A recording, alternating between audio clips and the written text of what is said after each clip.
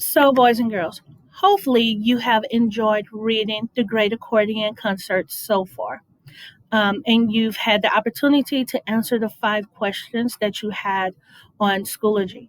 So now we're going to discuss a little bit about identifying good details. I know I mentioned it a little bit on the other slide that you looked at a few minutes ago, but I want to go into a little bit more detail because you're going to use this in your writing as well as in your next assignment. So, writers use many different kinds of details to help readers understand and visualize the events described in the text. So, on one side, I have the type of detail, and then on the other side, I have the detail. So, when you go to your activity and you're going to do activity 12.2, it's going to ask you to use the great accordion to fill in a chart. So what I'm asking you is on one side, I want you to put the type of detail that you found. So for example, what something looks like. And I want you to use information other than about the accordion. So it can be about the dad, about the mom, about the rehabilitation, about her friends. It can be about any of those things. You're just going to fill in the information about something other than the accordion. So, what something looks like. He grew red in the face, beads of perpir- perspiration, um, pers- perspiration, perspiration popped out on his bald spot.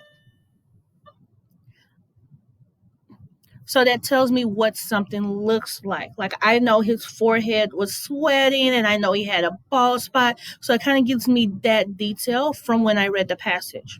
So something else, another type of detail that I would look for when I'm reading my book is what something feels like. So what does something feel like? And it doesn't necessarily have to be something that I can touch. It can be, oh, I felt like my legs felt like jelly after I was running for a long time. So sometimes they give you an example like that. So you're going to read the book and you're going to give a detail besides the accordion of what something feels like, what something sounds like. Did they give you a description of what something smells or tastes like? So you're going to fill in that information on that chart on 12.2. A physical action, something physical that happened, and they gave you details about it in your book, as well as a quote of something someone said, like give dialogue. I know there was a lot of talking going on between Peg and her mom and her dad. So pick one of those details that kind of give you a visual of what was happening in the story. So in Schoology for activity 12.2, you will identify different types of textual details as you read the passage, the Great Accordion Concert, and that goes for part 1. Then you have a second part, which is part 2. And you're going to read the next chapter, which is chapter 14. And it's very short. And you're going to read Goodbye Silver, Hello Sticks for part 2. So there's 2 parts. My first part, I read the Great Accordion. I fill in all the different types of details that I see, and I give an example. And the chart that I just showed you goes on your left side. So basically, I gave you the answer for that one.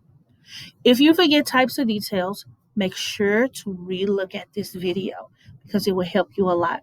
It'll also help you when you're getting ready to do your personal narratives. Okay, good luck.